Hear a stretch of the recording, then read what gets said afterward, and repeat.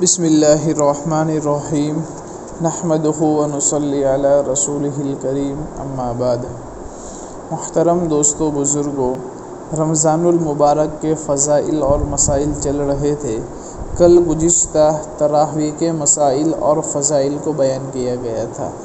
آج ہم کو جو سمجھنا ہے وہ یہ ہے کہ تراویح کے متعلق چند متفرق مسائل کو ہم کو آج کی اس مجلس کے اندر سمجھنا ہے۔ سب سے پہلے سمجھتے ہیں کہ تراویح کی رکعات کا مسئلہ کیا ہے، یعنی نماز تراویح کی رکعات کتنی ہے۔ تو جواباً عرض ہے کہ تراویح کی 20 رکعات ہے، اور اس سلسلے میں بہت ساری احادیث بھی وارد ہے۔ اس میں سے ایک دو احادیث میں آپ لوگوں کے سامنے بیان کرتا ہوں۔ عن ابن عباس رضی اللہ تعالی عنہ ان رسول اللہ صلی اللہ علیہ وسلم کان یصلی فی رمضان 20 رکعۃ والوتر، کہ حضرت ابن عباس رضی اللہ تعالیٰ عنہ سے روایت ہے کہ رسول کریم صلی اللہ علیہ وسلم رمضان میں 20 رکعات تراویح اور وتر پڑھتے تھے۔ اسی طرح عن جابر بن عبداللہ قال خرج النبی صلی اللہ علیہ وسلم ذات لیلۃ فی رمضان فصلی الناس 24 رکعۃ واوتر بثلاثۃ۔ حضرت جابر ابن عبداللہ رضی اللہ تعالیٰ عنہ فرماتے ہیں کہ نبی کریم صلی اللہ علیہ وسلم رمضان میں ایک رات تشریف لائے اور لوگوں کو 4 فرض اور 20 رکعت تراویح اور 3 وتر پڑھائی۔ اسی طرح عن ابی بن کعب رضی اللہ تعالیٰ عنہ ان عمر بن خطاب رضی اللہ تعالیٰ عنہ امر ابی بن کعب ان یصلی باللیل فی رمضان فصلی بہم 20 رکعۃ۔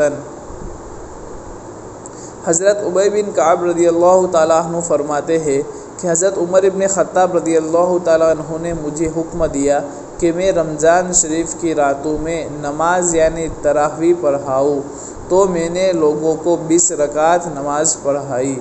یہ سب روایت اس بات کی طرف مشیر ہے، اور اس بات کو یہ بات بتلا رہی ہے کہ تراویح کی جو رکعت ہے وہ 8 نہیں بلکہ وہ 20 رکعت ہے، اور اسی کے اوپر اجماع ہوا ہے۔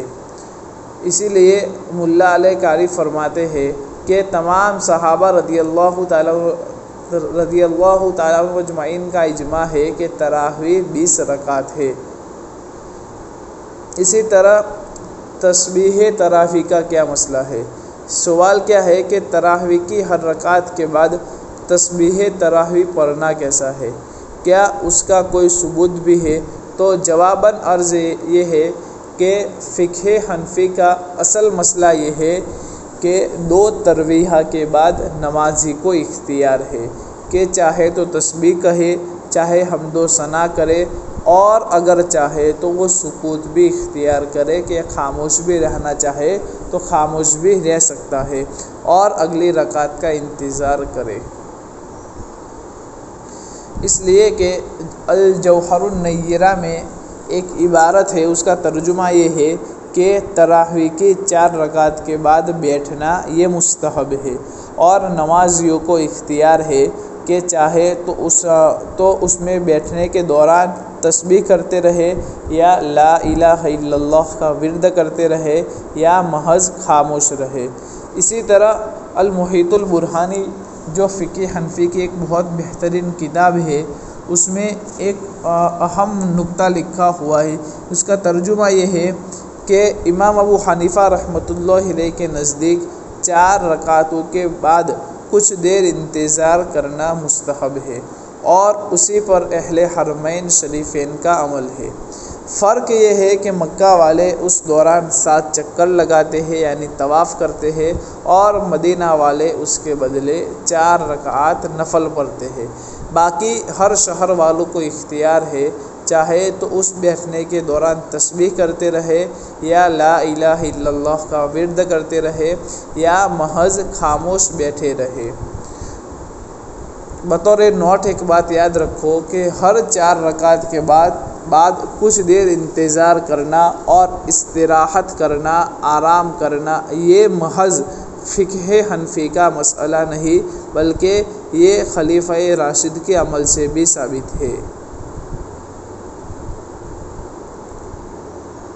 اب یہاں سمجھنا ہے کہ تراویح میں ختم قرآن کا کیا مسئلہ ہے، کہ تراویح میں قرآن مکمل کرنے کی شرعاً کیا حیثیت ہے۔ آیا ایک سے زائد مرتبہ بھی تراویح میں قرآن ختم کیا جا سکتا ہے؟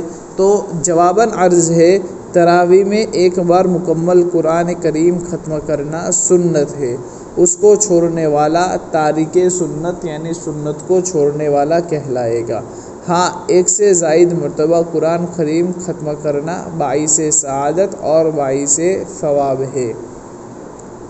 مصنف ابن ابی شیبہ کے اندر ایک روایت ہے، اس کا ترجمہ یہ ہے کہ حضرت حسن بصری رحمۃ اللہ علیہ فرماتے ہیں کہ جو شخص رمضان میں لوگوں کو نماز تراویح پڑھائے وہ ان سے آسانی کا معاملہ کرے، اگر اس کی قرأت آہستہ ہو تو ایک قرآن کریم کا ختم کرے، قرأت کی رفتار درمیانی ہو تو ڈیر، اور اگر تیز قرأت کر سکتا ہو تو پھر 2 بار وہ قرآن کریم کو ختم کرے۔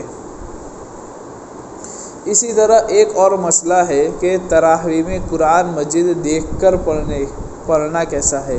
کیا تراویح میں قرآن کریم دیکھ کر پڑھنا جائز ہے؟ تو جواباً عرض ہے، تراویح میں قرآن پاک دیکھ کر پڑھنا جائز نہیں ہے۔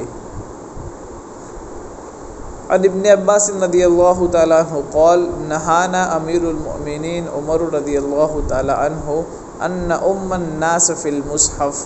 حضرت عبداللہ ابن عباس رضی اللہ تعالیٰ عنہما فرماتے ہیں کہ امیر المؤمنین حضرت عمر رضی اللہ تعالیٰ عنہ نے ہمیں منع فرمایا ہے کہ ہم امام بن کر قرآن پاک دیکھ کر پڑھائے۔ اسی طرح حضرت مجاہد رحمۃ اللہ علیہ اس بات کو ناپسند فرماتے ہیں کہ آدمی امام بنے اور قرآن دیکھ کر پڑھے۔ اب یہاں ایک بات سمجھنا ہے کہ نابالغ کی امامت کا کیا مسئلہ ہے؟ کیا نابالغ بچے کے پیچھے تراویح ادا کی جا سکتی ہے؟ تو جواباً عرض ہے کہ نابالغ بچے کے پیچھے تراویح ادا کرنا جائز نہیں ہے۔ عن ابن عباس رضی اللہ تعالیٰ عنہ قال نہانا امیر المؤمنین عمر رضی اللہ تعالیٰ عنہ ان الناس فی المصحف ونہانا ان یؤمنا الا المحتلم، کہ حضرت عبداللہ ابن عباس رضی اللہ تعالیٰ عنہما فرماتے ہیں کہ امیر المؤمنین حضرت عمر رضی اللہ تعالیٰ عنہ نے ہمیں منع فرمایا کہ ہم امام بن کر قرآن پاک دیکھ کر پڑھاوے، اور ہمیں یہ حکم دیا گیا کہ بالغ امامت کراوے، کہ تم میں سے جو بالغ ہو وہ امامت کروائے۔ اسی طرح ابن مسعود رضی اللہ تعالیٰ عنہ قال لا یؤم الغلام حتی تجب علیہ الحدود۔ حضرت عبداللہ ابن مسعود رضی اللہ تعالیٰ عنہما فرماتے ہیں کہ بچہ امامت نہ کرائے جب تک اس قابل نہ ہو جاوے کہ اس پر حدود لگ سکے، یعنی وہ بالغ ہو جاوے۔ تو محترم دوستو بزرگوں، یہ تراویح کے سلسلے میں کچھ متفرق مسائل تھے، اس کو آپ لوگوں کے سامنے بیان کیا۔ اللہ تبارک و تعالیٰ سے دعا ہے کہ اللہ تبارک و تعالیٰ عمل کرنے کی توفیق عطا فرمائے۔ وآخر دعوانا ان الحمد للہ رب العالمین۔